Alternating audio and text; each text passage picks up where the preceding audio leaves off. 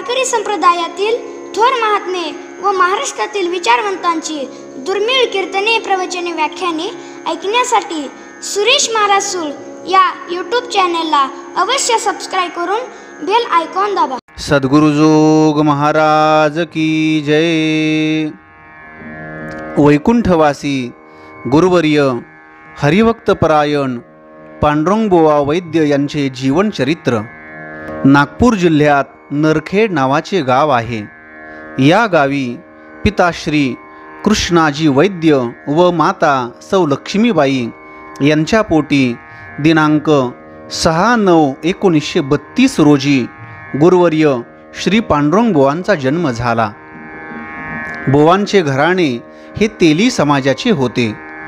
त्यांना 2 भाऊ, एक श्रावण व दुसरा गोविंदराव आणि बायजाबाई नावाची बहीण होती। आई वडील हे पारमार्थिक वृत्तीचे असल्यामुळे गावात होणाऱ्या कीर्तन, प्रवचन, भजनास ते जात असत व जाताना आपल्या मुलांशी घेऊन जात असत। गावात सर्वांनी मिळून बांधलेले एक श्री विठ्ठलाचे मंदिर होते। लहानपणी गुरुवर्य श्री पांडुरंगबुवा सर्वाधिक वेळ हे मंदिरातच घालवत असत। शाळेत जाण्यापेक्षा मंदिराची झाडलोट करणे, देवाची पूजा करणे, गळ्यात विणा घेऊन पहारा करणे इत्यादी गोष्टींविषयी त्यांना उपजतच आवड होती।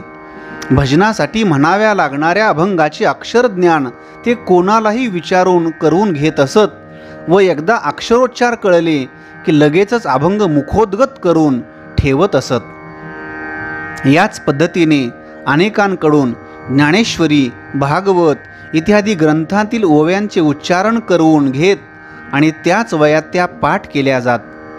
प्रत्यक्ष शाळेची आवड नसलेले बुवा अक्षर वाङ्मयाचे मुक्त विद्यार्थीच होते। या सर्वच पाठांतराचा, कीर्तन, प्रवचन, भजनाचा, श्रवणाचा परिणाम असा की त्यांनी वयाच्या 12व्या वर्षीच कीर्तन केले।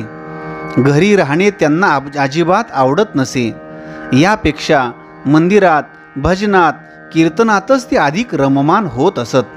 गुरुवर्य बुवांच्या गावातून म्हणजेच नरखेड ते पैठण व पैठण ते पंढरपूर असा दिंडी सोहळा प्रतिवर्षी पंढरपूरला निघत असे।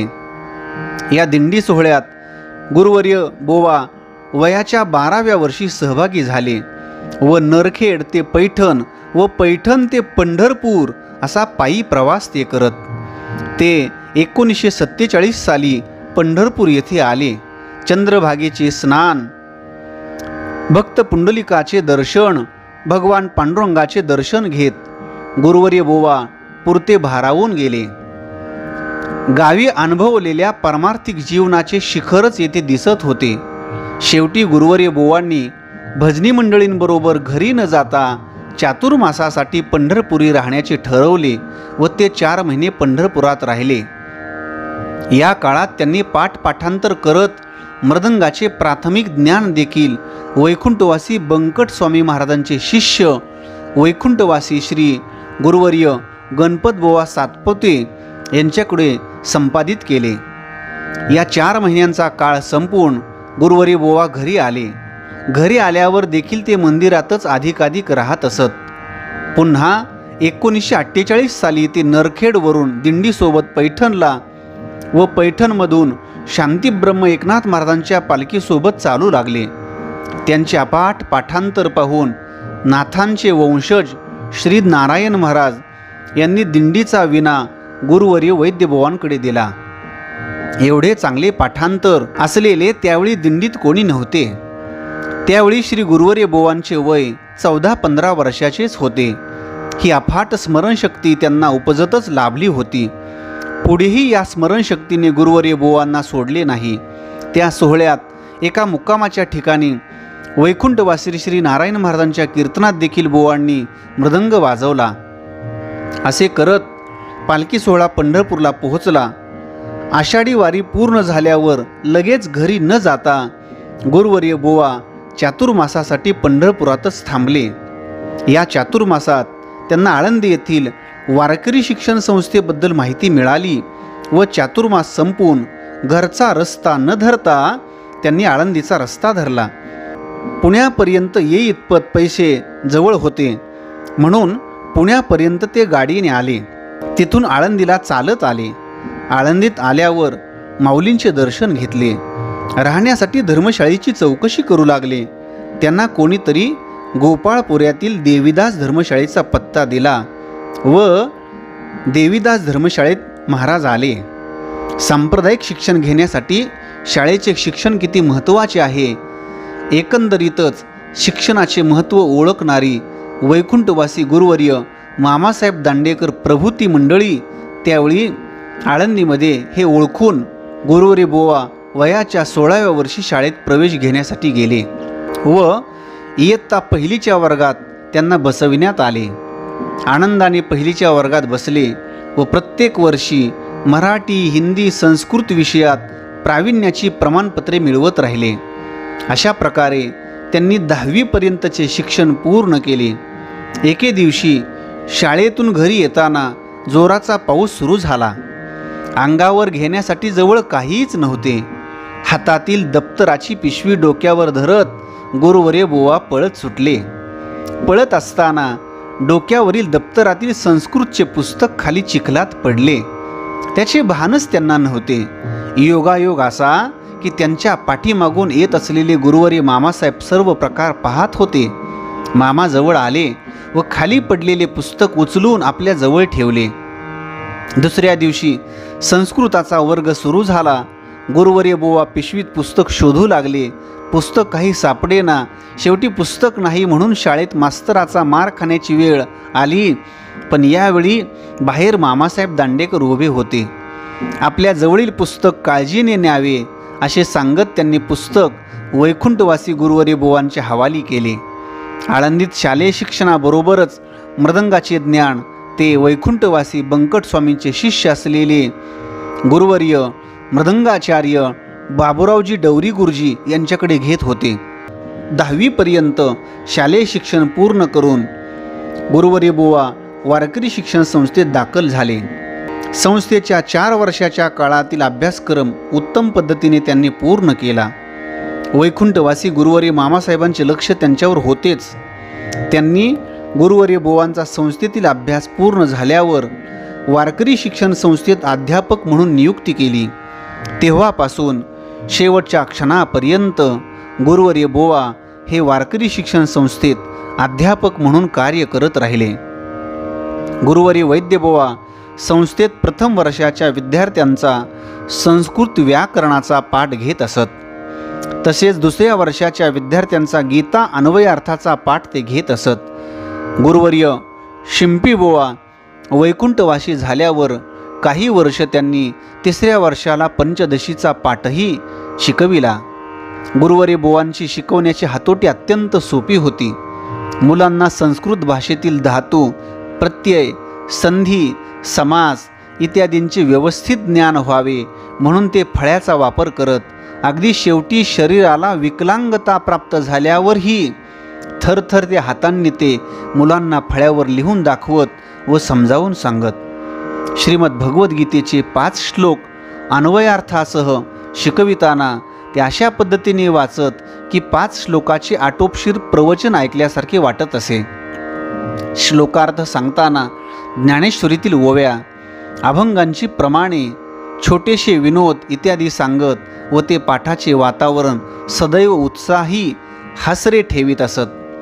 तसेच त्यावेळेच्या बाबतीत, आचारविचाराच्या बाबतीत, गणेविषयाच्या बाबतीत शिस्तीचे अत्यंत भोगते होते. 5 मिनिट उशीर झालेल्या, डोक्यात टोपी नसलेल्यांना बुवा पाठाला बसू देत नसत. त्यांचे मृदंग ज्ञान, स्वरज्ञान, गायनातील रागज्ञान, ओव्या अभंगाचे पाठांतर, कीर्तनातील प्रभुत्व, वारकरी संप्रदायातील उपासना पद्धतीवर त्यांची असलेली निष्ठा विलक्षण होती. इतक्या सर्वच गोष्टी लाभलेले अष्टपैलू व्यक्तिमत्व गुरुवर्य बंकट स्वामीनंतर वारकरी शिक्षण संस्थेत गुरुवर्य बुवा हेच होते. आपल्याला अवगत असलेली मृदंगाची कला ते इतरांना मुक्त हस्ताने वाटत आले. 1950 साली त्यांनी मृदंगाचे शिक्षण द्यायला सुरुवात केली व जवळपास 58 वर्षे ते मृदंगाची विद्या विद्यार्थ्यांना मोफत वाटत राहिले. आज मितीला वारकरी संप्रदायामध्ये सांप्रदायिक पद्धतीने जे मृदंग वादक तयार झालेले आहेत त्या सर्वांच्या जडणघडणीत गुरुवर्य बुवांचा सिंहाचा वाटा आहे. मृदंग शिक्षणाबरोबरच सुरुवातीला गुरुवर्य बुवा विद्यार्थ्यांना वारकरी चाली शिकवत असत. त्यांचे गायनावर विशेष प्रभुत्व होते. एका रागाच्या अनेक ठेवणी ते म्हणत असत. एका रागाची ठेवण म्हणत असताना अनेक रागात गाऊन सहजपणे मूळ रागावर ते येत असत. त्याचप्रमाणे कीर्तनाच्या साथीमध्येही त्यांचा समयसूचकपणा चांगल्या जाणकारांनाही वाखाणावा असा होता. गुरुवर्य परमपूज्य मामासाहेब दांडेकर यांच्या कीर्तनात मृदंग वाजविताना त्यांचे बोलणे व म्हणणे हे ज्या स्वरात येत असे त्याच स्वरात मृदंग विना लावून घेणे आणि कीर्तनाला रंग भरविणे यात त्यांचा हातखंडा होता. बरी ही कीर्तनाची साथ ते कोणाच्याही कीर्तनात आत्मीयतेने करीत असत. वैकुंठवासी गुरुवर्य वैद्य महाराजांची आळंदी पंढरीची वारी शेवटपर्यंत कधीही चुकली नाही. गुरुवर्य महाराज तुकोबऱ्यांच्या प्रस्थानासाठी दरवर्षी आवर्जून येत असत.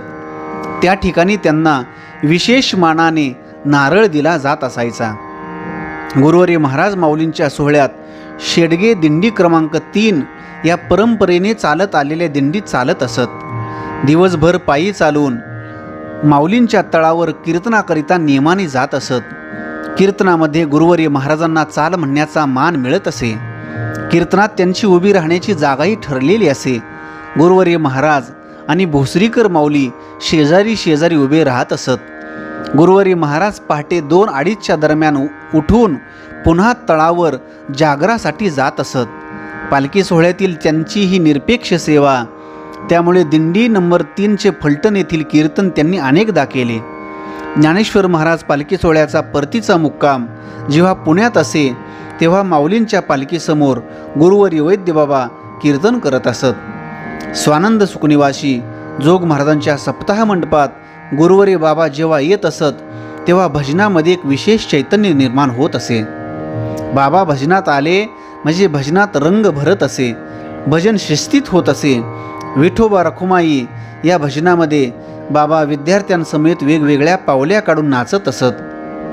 बाळपणी हरी खेळे मथुरे माझारी अशा गवळणी जुन्या बंकटस्वामींपासून आलेल्या पारंपरिक चाली म्हणत असत. गुरुवर्य वैद्यबाबांची राहणी साधी असे.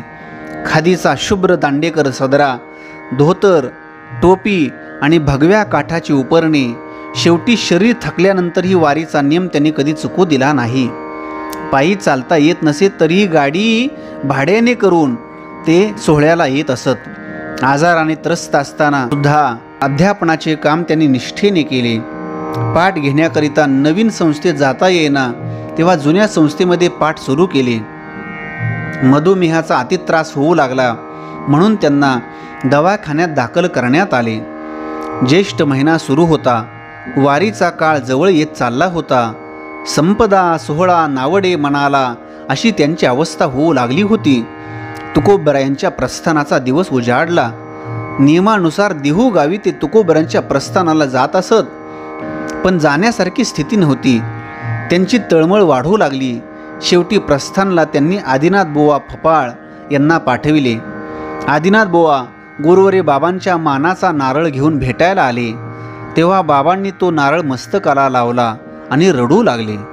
दुसऱ्या दिवशीच माऊलींचे प्रस्थान होते, परंतु बाबांची प्रकृती गंभीर होती. बाबांना सलाईन लावलेले होते. बाबा मधूनच उठत आणि मला ज्ञानोबरांच्या प्रस्थानाला जायचंय, मला वारीला जायचंय, मला सोडा असे बोलत. एकदा तर उपचार करणाऱ्या त्या उपचारिकेच्या तोंडात ठेवून दिली. मला सोडा, मला जाऊ द्या असे म्हणत गुरुवर्य बाबा अक्षरशः विव्हळत होते. तेव्हा बाबांना बांधून ठेवण्यात आले होते. माऊलींचा सोहळा लोणंद मुक्कामी होता. तेव्हा मारुती बाबा कुरेकर वारीसाठी निघाले. निघताना वैद्यबाबांना भेटण्याकरिता आले. तेव्हा वैद्यबाबा म्हणाले, तुम्ही चला पुढे, मी तुमच्या मागोमाग आलोच. जर वारी चुकत असेल तर जगून तरी काय करायचे. ही त्यांची वारीची निष्ठा. ती हाडाचे वारकरी होते. अशा अवस्थेतच वारीचे चिंतन करता करता माऊली नातेपुते मुक्कामी असतानाच दिनांक 8, 7, 2008 रोजी गुरुवर्य बाबा पंढरीनाथाच्या चरणी विसावले. वारी चुकली आणि जीवन संपविले ही त्यांची वारीबद्दल असणारी दृढ निष्ठा. बाबांच्या निधनाची वार्ता पालखी सोहळ्यामध्ये समजतात सर्व वारकरी साधक विद्यार्थी बाबांना शेवटचा निरोप देण्याकरिता आळंदीला आले होते. सद्गुरु जोग महाराज की जय.